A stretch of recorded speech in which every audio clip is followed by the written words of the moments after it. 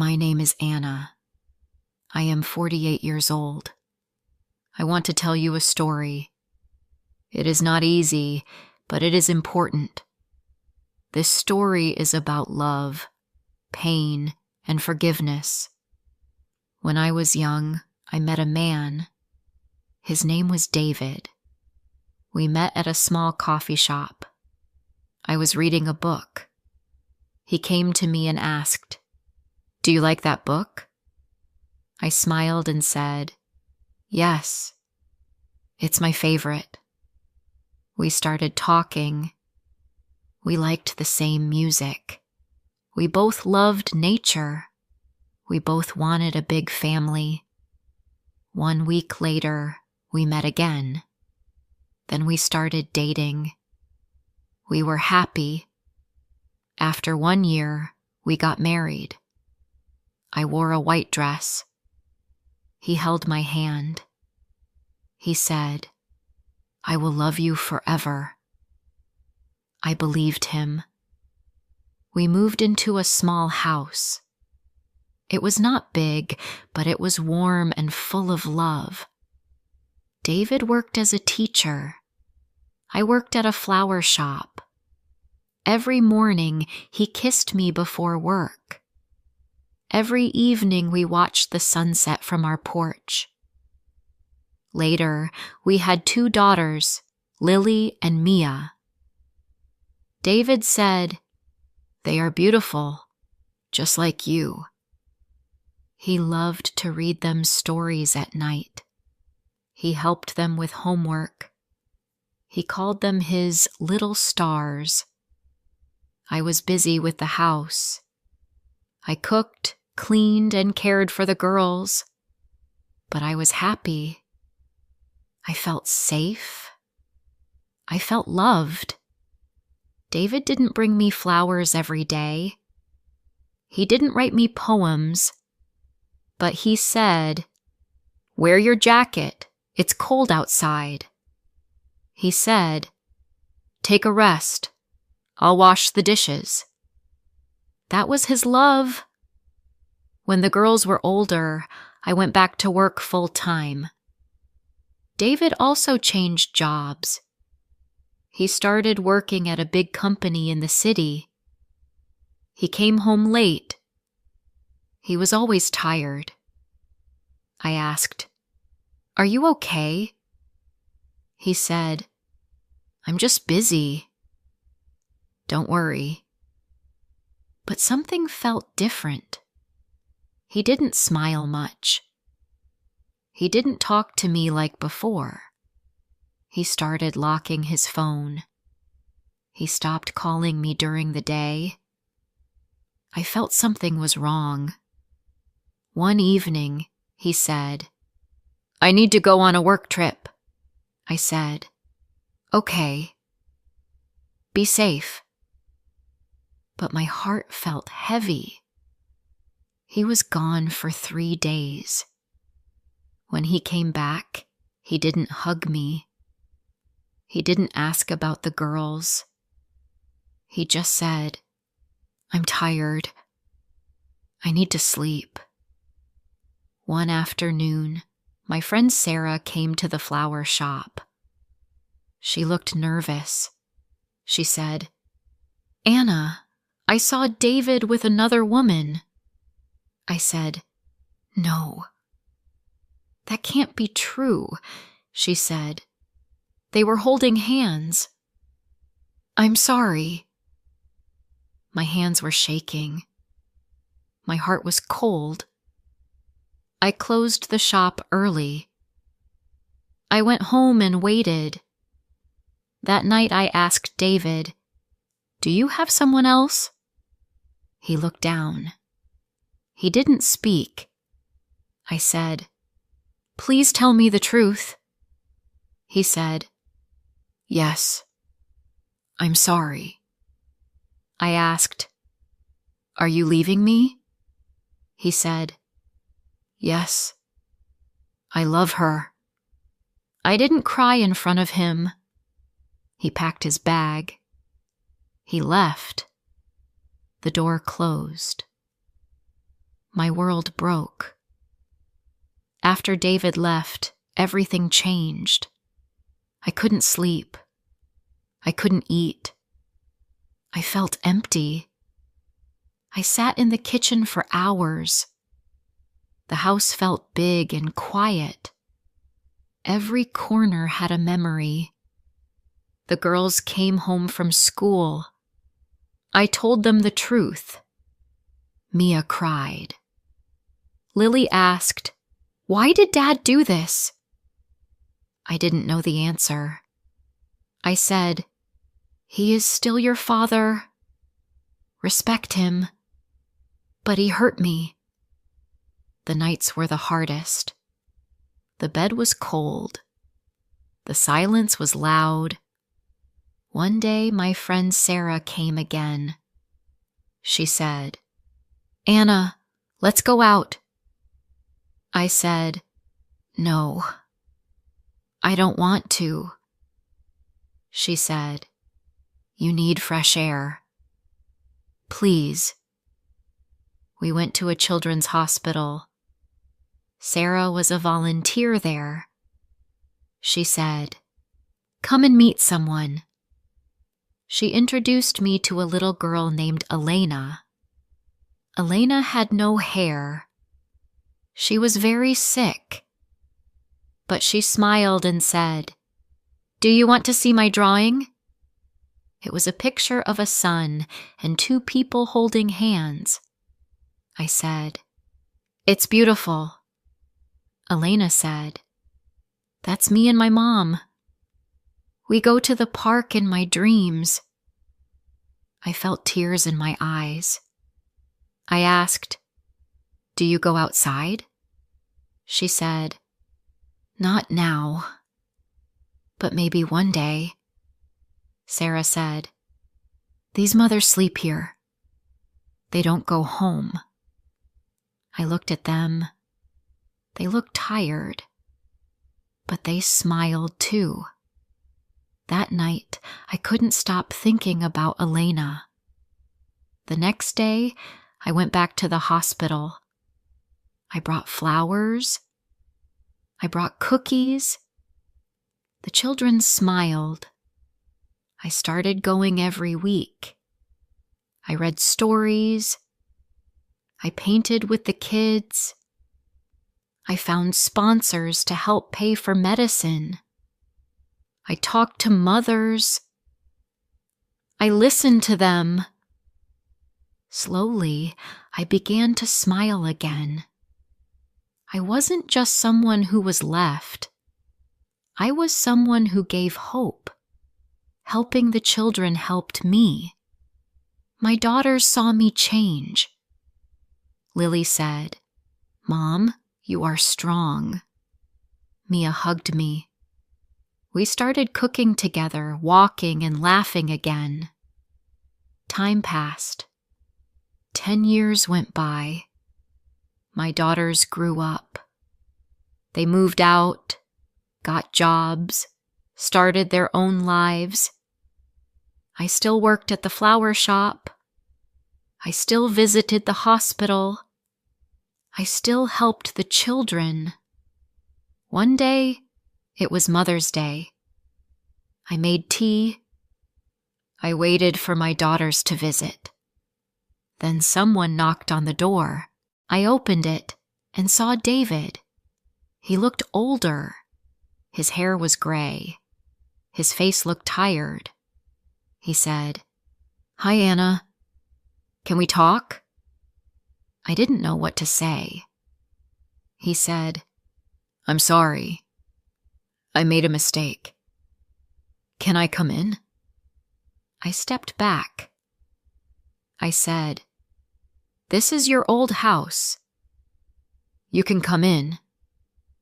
He sat on the couch. He looked around.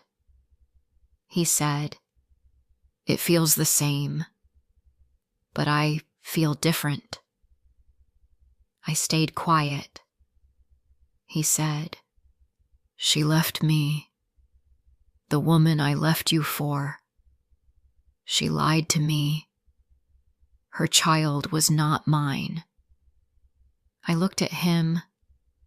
He looked small, weak, not the man I once knew. He said, "I have nowhere else to go. I don't want your money. I want to say sorry. Please forgive me." I didn't know what to say. I looked at David and felt many things. I felt pain, anger, and confusion. I also felt something else. Maybe it was sadness. Maybe it was something softer. I didn't cry. I didn't shout. I just said, "You can stay in the guest room. It's clean." He nodded and said, "Thank you." That night, I could not sleep. I lay in bed and looked at the ceiling. My mind was full of memories. I remembered our first day in this house. I remembered our wedding, our daughters when they were small, and the day he left me. I also remembered the day I met Elena at the hospital. That day changed my life. It helped me become strong again. But now, David was back, and everything felt heavy. The next morning, I made coffee.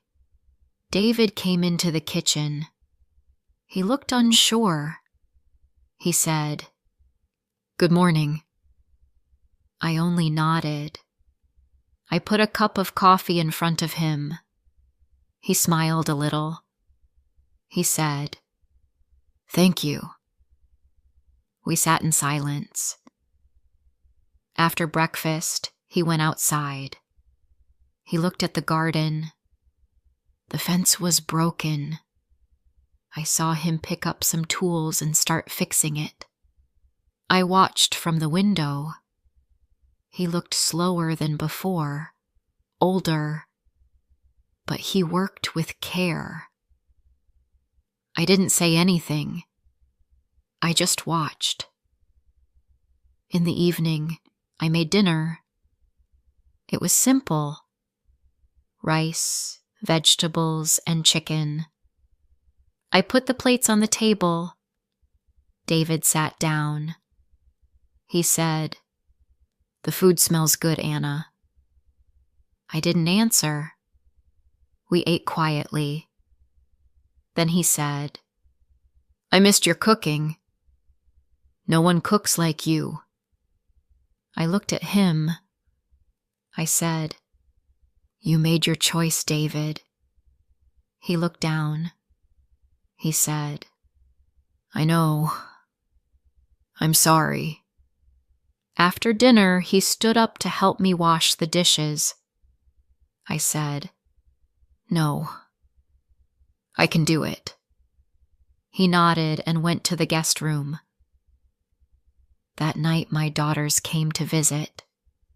They were surprised to see David. Mia said, "Dad, what are you doing here?" David looked down. He said, "I made a mistake. I hurt your mother. Now I want to fix it." Lily looked at me. She asked, "Mom, are you okay with this?" I said, "I don't know yet." Lily and Mia took me into another room. Mia said, "Mom, you don't have to let him stay. We can take care of you." I smiled and said, "I just need time to think." That night, I sat on the porch alone. I looked at the stars. I asked myself many questions. Can people really change? Can I trust David again? Will he leave again? He hurt me deeply, but he was also the father of my daughters. He worked hard for our family. He raised the girls with me. I didn't have the answers. The next morning, I saw David fixing the garden gate. He also cleaned the windows and repaired a broken chair. He didn't say much. He just helped around the house. Days passed like this. He didn't try to talk much. He gave me space. One afternoon, my granddaughter Emma came to visit. She ran into the house and saw David. She shouted, "Grandpa!" She ran to him and hugged him. David smiled. It was the first time I saw him really smile in years. Emma looked at me and said, "Grandma, Grandpa said he missed me. Can we all go to the park together?" I didn't want to go, but Emma held my hand and said, "Please, Grandma. It will be fun." I looked at her big eyes and said, "Okay, let's go." At the park, Emma played on the swings. David and I sat on a bench. He said, "Thank you for letting me come back, Anna." I said, "I haven't decided yet, David." He nodded.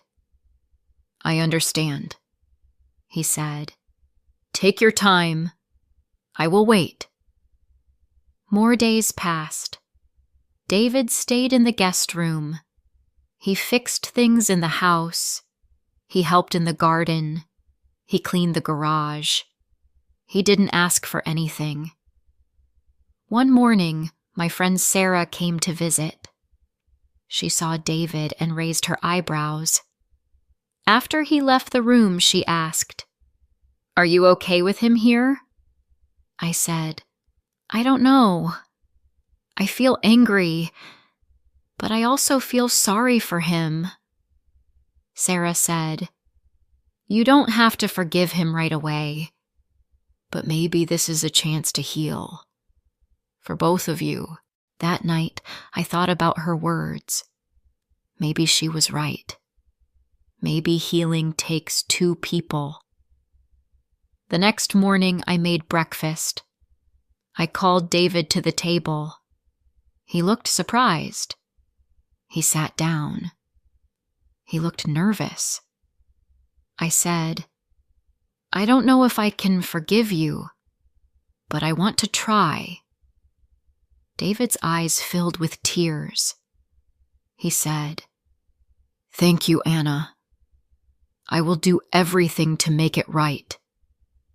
After that, we began spending more time together. We talked about the past. David told me he was sorry again and again. He said he didn't understand what he had before. He said he was selfish. One evening we sat in the garden. He said, "I don't expect you to forget, but I hope one day you can forgive." I said, David, I will forgive you, but it will take time. You have to show me you've changed." Over time, things got better. We started laughing again. We remembered the good days. We talked about our daughters and Emma. We even watched the sunset, just like before. One morning, David brought me tea in bed. I looked at him. I said, "Be careful. Don't spill it this time." We both laughed. It was a small moment, but it meant a lot. I still don't know what the future holds, but I know that forgiveness is not easy. It takes time. It takes love. It takes patience. Maybe one day our family will feel whole again. Maybe not the same as before, but something new. Something strong. Something honest. I hope you enjoyed this story. Anna's journey is full of emotions, choices, and strength. What do you think? Should she forgive David completely and start over? Or should she move on and live her life alone? I would love to hear your thoughts. Please share your opinion in the comments below. Your feedback helps us bring more stories like this to you. If you enjoyed this story, don't forget to like, share, and subscribe.